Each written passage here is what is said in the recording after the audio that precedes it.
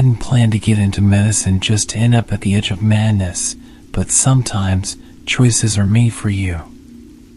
For the longest time, I was just a regular doctor. I'd made it through med school, survived the brutal hours of residency, and finally landed a respectable position at a hospital. But life has a way of throwing curveballs, and mine came in the form of an unexpected layoff. Months went by with no new job offers. Rent was piling up, and my savings were drying out. Just when desperation was about to send me into panic, I came across something unusual, a job posting buried deep in the internet. It wasn't on the typical job boards or medical sites. This was one of those links hidden in a forum about unconventional employment. The ad was brief, almost cryptic. Seeking skilled medical professional for private facility. Immediate start. Excellent compensation. There was an email at the bottom, and that was it. I hesitated. This wasn't normal. But that promise of excellent compensation played over in my head. What did I have to lose? The reply to my application came in less than an hour. No questions, no interview, just an address on the outskirts of town and instructions to arrive at 8 p.m. sharp. It felt odd, but I figured that maybe this was one of those private clinics run by eccentric investors. I ignored the gnawing feeling in my gut and decided to go for it. As I pulled up to the address that night, I realized this wasn't a clinic. It was a decrepit warehouse, a relic from some bygone industrial era. The windows were dark, save for a dim red light spilling from a single bulb by the door. I double-checked the address in the email. This was the place. Inside, the warehouse looked like an unfinished basement, a wide, concrete expanse broken up by exposed pipes and flickering, fluorescent lights. There were no chairs, no lobby, and no one to greet me. The air was stale, with a hint of bleach that didn't quite mask something fouler beneath it. Before I could change my mind, a tall, wiry man appeared from behind a stack of boxes. "Dr. Voss, right?" he said, barely glancing at me. "Come on. They're waiting." He didn't introduce himself, and there was no small talk as he led me through a labyrinth of hallways. The farther we walked, the more the warehouse morphed into something else entirely. The walls grew tighter and less industrial, decorated instead with gray paint and symbols I couldn't understand. We finally reached a steel door that looked absurdly out of place in an otherwise bare corridor. The man opened the door, gesturing me inside. "Your work starts here," he said before closing the door behind me, leaving me in a cold, sterile room filled with surgical equipment. A woman in a white lab coat stood in the center of the room. She looked normal. Short brown hair, thin glasses, even the faint smile seemed ordinary, almost welcoming. I felt a rush of relief until I noticed her eyes.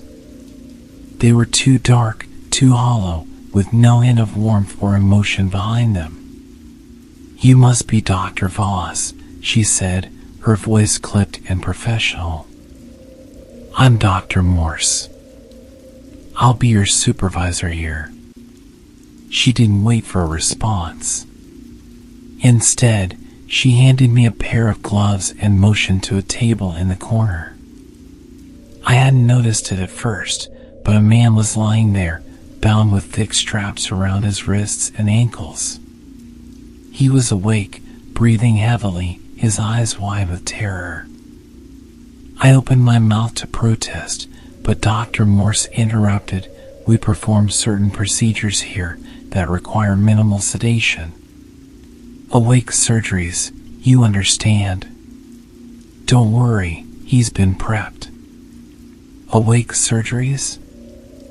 I wanted to turn around to walk out, but something in Dr. Morse's gaze kept me rooted. "Start with an incision on his left forearm," she instructed, almost bored. I took the scalpel in my trembling hand and leaned over the man on the table. His eyes, pleading and terrified, locked onto mine. I tried to give him a reassuring nod, but it felt empty. I made the cut, my hand shaking, and the dark, almost black blood that oozed from the incision caught me off guard.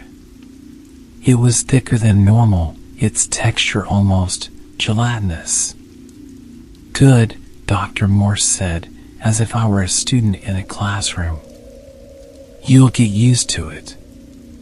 That first day was a blur of horror and confusion. I didn't see a single normal patient. Each person, or creature, I was asked to operate on had some strange, almost unnatural feature.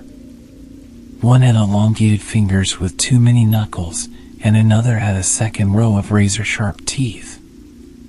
Every patient looked at me with a mixture of terror and resignation, as if they'd accepted their fate long before I'd stepped into the room. As I left that night, the man who'd first greeted me escorted me back up the stairs. The warehouse was empty, dark, and silent. It felt like I'd entered some forbidden place, a shadow world separate from reality.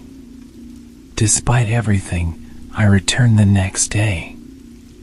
It felt like I was moving in a fog, as if I were being compelled by some invisible force. Dr. Morse welcomed me back without a word, just a knowing smile that chilled me to the core. The procedures grew stranger each day. One patient had gills on the side of his neck, another had skin that seemed to shift colors under the fluorescent light. I couldn't shake the feeling that these beings weren't human, not entirely, at least. And each day, Dr. Morse seemed to be watching me with that same unnerving smile, as if she were testing me, waiting to see how far I'd go before I broke. I tried asking questions, but Dr. Morse brushed them off with vague, evasive answers. "Our patients have unique needs," she'd say, or "this work requires discretion." Each response only added to the growing dread gnawing at me. One evening, after a particularly harrowing procedure involving a man whose skin seemed to melt and reform like wax, I noticed something strange in the hallway. A door slightly ajar, with a faint blue glow spilling from inside. I glanced around, making sure Dr. Morse wasn't nearby, and slipped inside. The room was lined with large tanks, each filled with a viscous, blue liquid. And inside each tank was a person, or what looked like a person, floating, their eyes closed, their skin pale and translucent. Tubes connected to their bodies, pumping an unknown substance into their veins. "What are you doing here?" I whipped around to find Dr. Morse standing in the doorway, her face expressionless.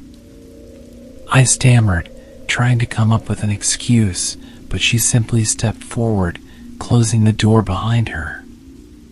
"You weren't supposed to see this yet," she said, almost regretfully. "You're still new, still adjusting." What is this place?" I finally managed to ask, my voice barely a whisper. Dr. Morse tilted her head, studying me with that eerie, hollow gaze. "This is a facility for the advancement of the next stage. Our patients are more than they appear, Dr. Voss. We're on the frontier of something revolutionary." The patients in the tanks looked anything but revolutionary. They looked like prisoners. I wanted to scream, to demand answers, but I knew that whatever Dr. Morse was hiding, it went beyond anything I could understand.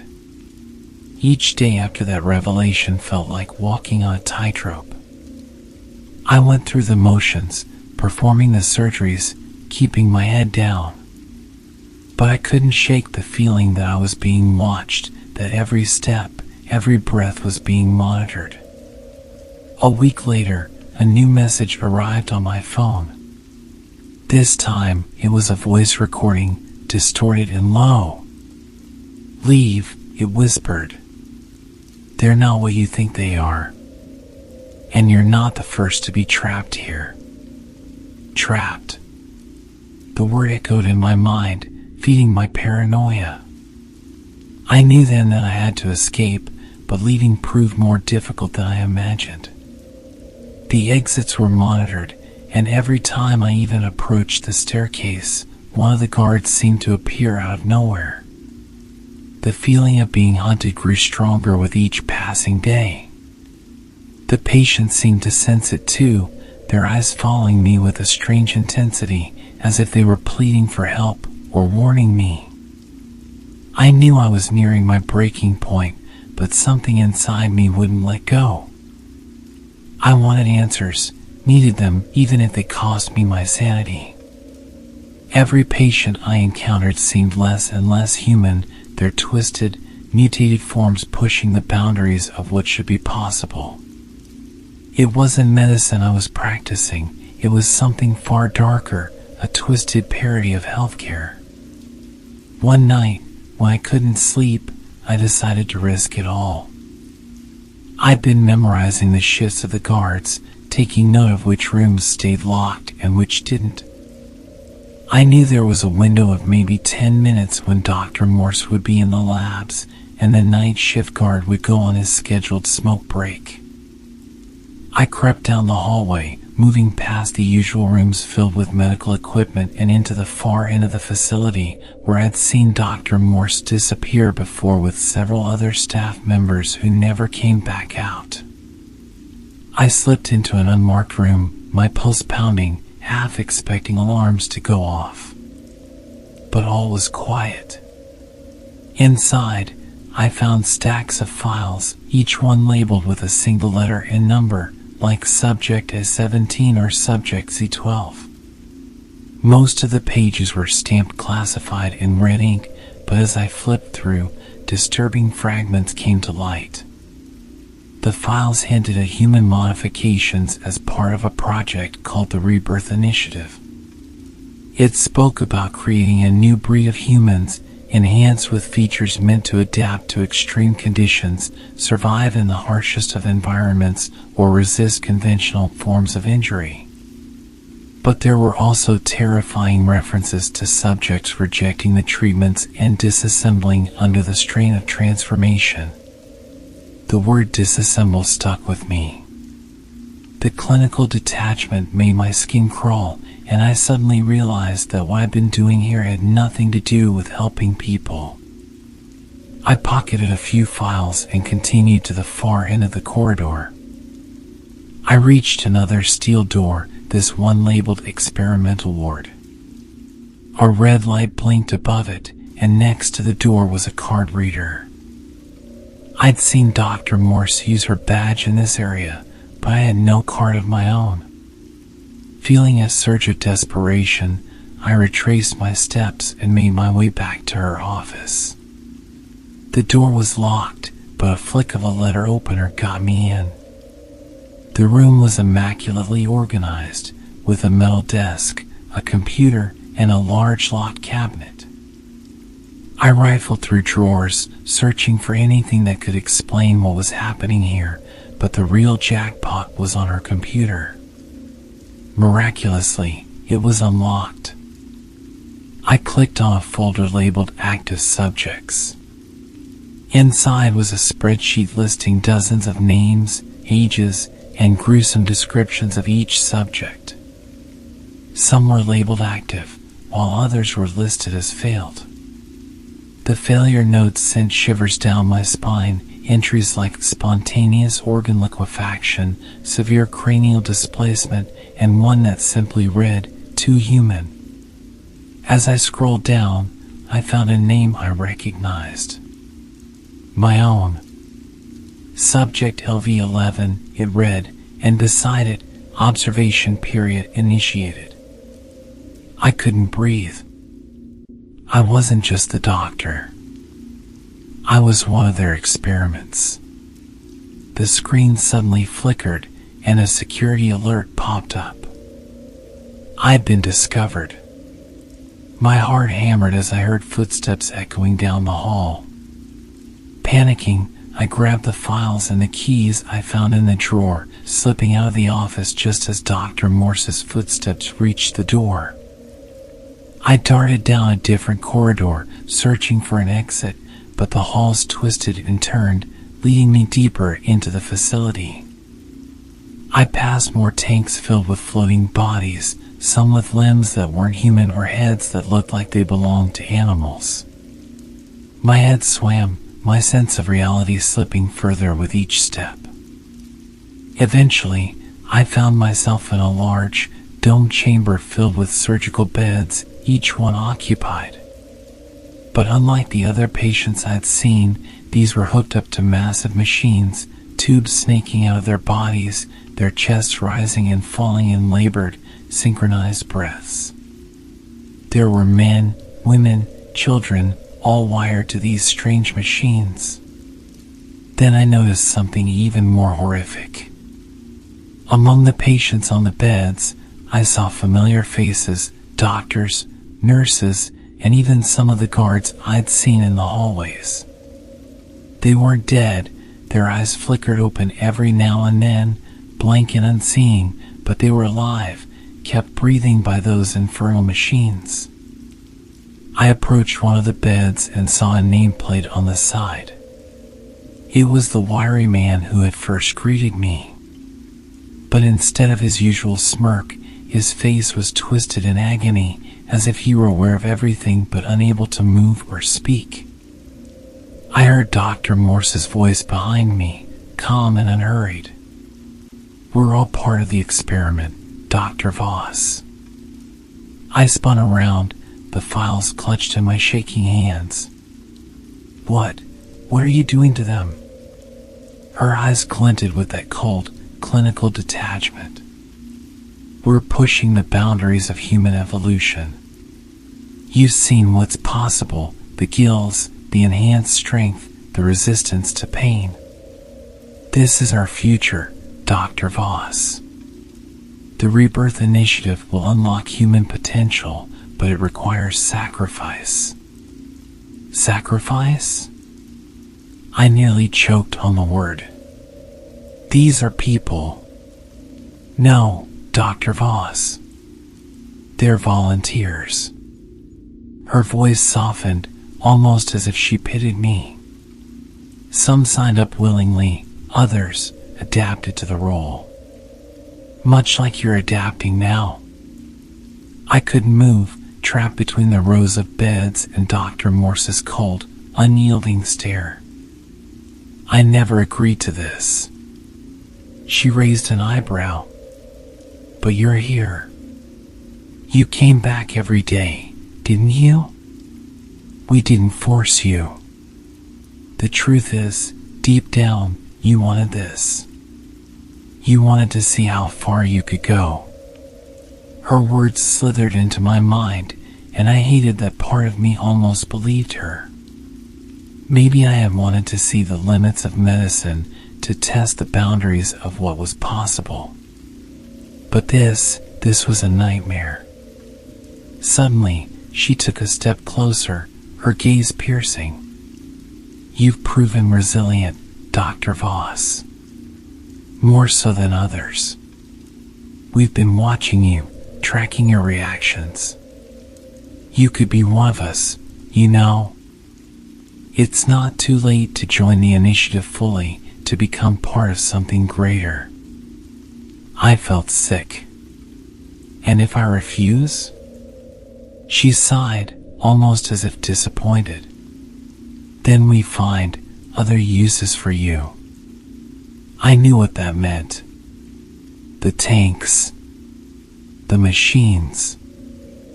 I'd be hooked up just like them, a living experiment in whatever twisted pursuit of knowledge they were after. Without another thought, I turned and bolted down the hall, the sound of Dr. Morse's footsteps echoing behind me.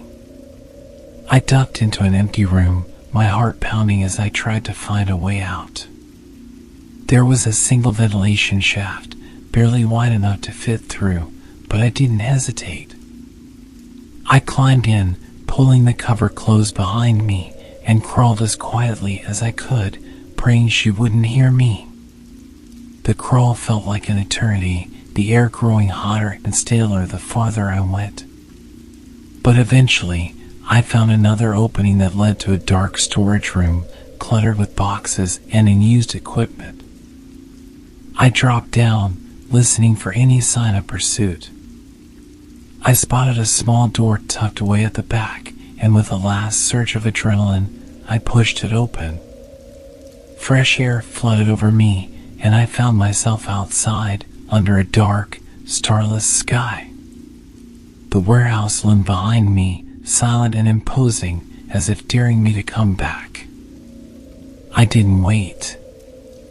I ran, my mind racing, barely processing what I just escaped.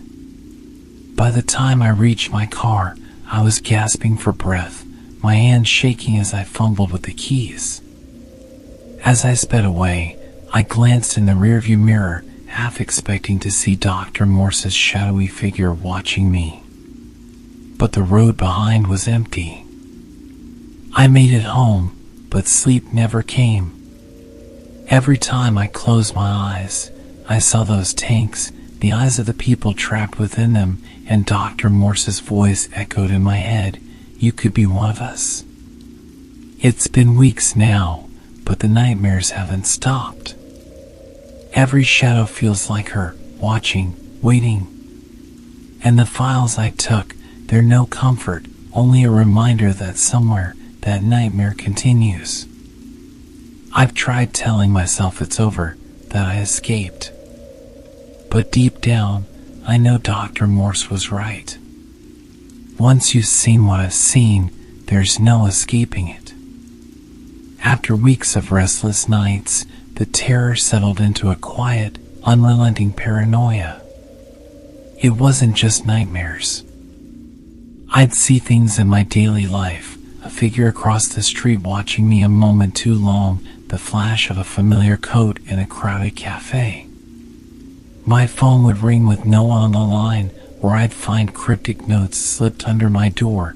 "We know where you are." Each message was unsigned, but I knew exactly who they were from. One evening, I found another note, simple and terrifying, subject LV11, time's running out. It felt like a clock had started ticking in my head. I didn't know what they wanted, but I knew I had to find answers before they found me. I pored over the stolen files every night, trying to make sense of the complex medical jargon, the twisted logic of enhancement and augmentation. The language was deliberately dense, designed to be unreadable to the untrained eye. But one term kept cropping up again and again, the gateway. The notes were sparse, fragmented mentions of the gateway. Each mention was paired with a new subject and cryptic progress reports. Subject A17, rejected. Subject K04, gateway breached. The language changed as the records progressed. The subjects weren't adapting to something, they were being used to open something. I felt my chest tighten as I read the final line, subject LV11, initiation imminent. They were still coming for me, and I was running out of time. I spent the following week combing through every bit of evidence I had, desperate to find anything to shield myself. Every internet search about the Rebirth Initiative, every attempt to contact the authorities, led to dead ends. No one wanted to believe me. Why would they? It sounded insane. But I wasn't alone. A few nights later, I received an email from an anonymous account. "We know you escaped the initiative. They're watching you. You can still fight back."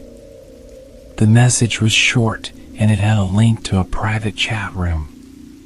Despite my fear, curiosity won out, and I joined. The chat room was quiet except for a single other user with the alias Watcher42. Before I could say anything, they sent a message. Watcher42 *** Dr. Voss, they've marked you for retrieval. You need to go underground, ***. Me ***, who are you? Watcher42 ***, someone like you. Someone who survived, for now. But I'm fading, ***. The answer didn't make sense, but something about Watcher42's words felt real. They told me they'd been part of an earlier experiment, one that had gone too far. The side effects were killing them slowly, deteriorating their body from the inside. They said the only way I could survive was to disappear completely. But I wasn't ready to accept that, not without a fight. Me ***, how do I stop them? A pause, then. Watcher42 ***, find the gateway. Destroy it. It's the heart of the initiative, ***. Destroying it sounded impossible, but it was the only answer I had. Watcher42 provided cryptic instructions, explaining how the gateway wasn't just a physical space, but a bridge to something much larger, a dimension they were trying to tap into, one that was altering anyone who came near it. Watcher42 ***, they'll know if you're close. They'll come for you faster. But if you're going to end this, you have to cut off their access, ***.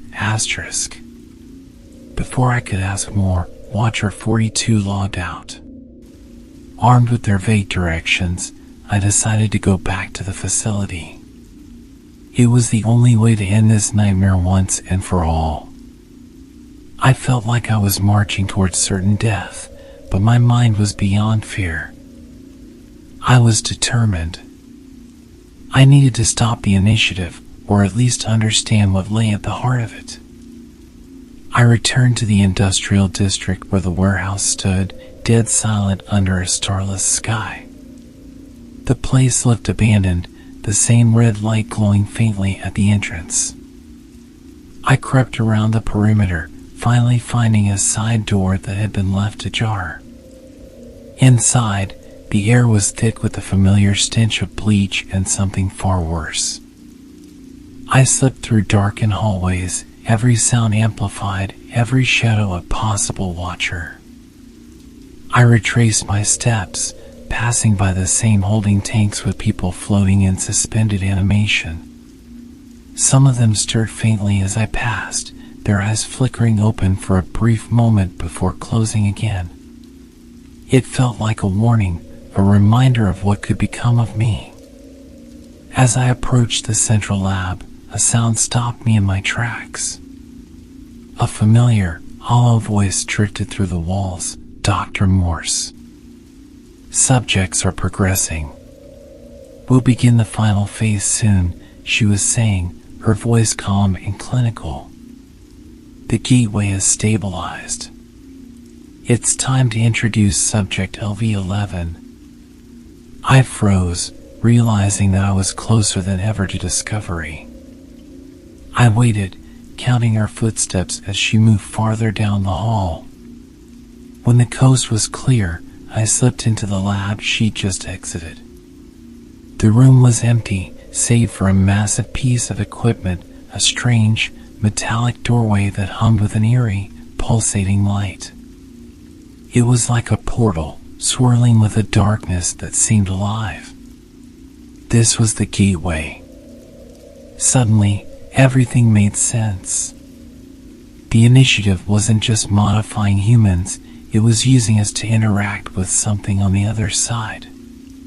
It was a portal to a dimension they couldn't enter on their own. They needed altered humans to stabilize it, to serve as a bridge. I knew I had to destroy it. But how? In the corner of the lab, I found a console with buttons and levers labeled in symbols I barely understood. Among them was one that stood out, Terminate Sequence.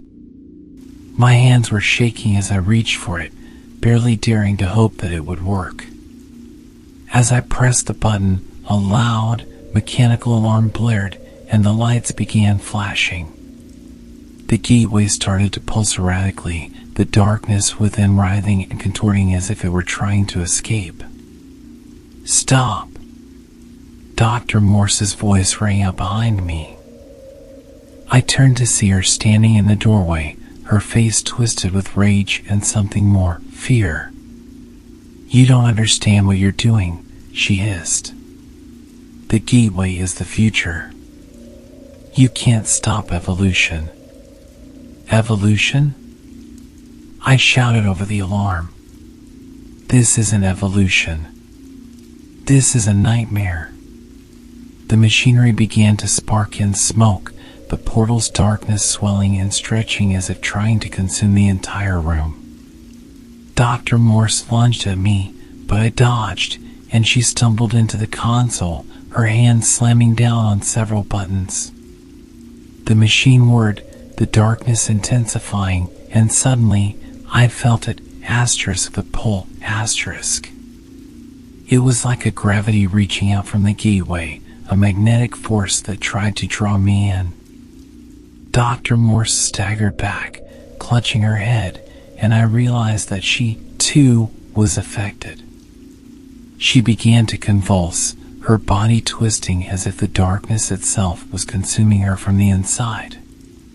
"Join us, Dr. Voss," she whispered, her voice distorted as her body slowly dissolved, becoming part of the darkness swirling within the gateway.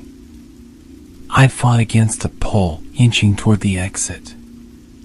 The portal was collapsing on itself, the machinery screeching and sparking, the floor shaking as if in the throes of an earthquake. I stumbled out of the lab, racing down the hallway as explosions erupted behind me. As I burst through the side door and into the cold night, the warehouse imploded with a deafening roar. The ground shook as flames erupted from the structure, consuming everything. I didn't stop running until I was far enough away to catch my breath, watching the black smoke billow into the sky. The initiative was gone, along with its monstrous gateway. I was free, or at least, I hoped I was. But even now, weeks later, I can't escape the feeling that something has followed me out. I see shadows that move where they shouldn't, hear faint whispers in empty rooms. And sometimes, when I close my eyes, I feel that same pull, as if the darkness from the gateway still wants me. The initiative may be gone, but I know it's not truly over. Some doors, once opened, can never fully close. And some nightmares never really end.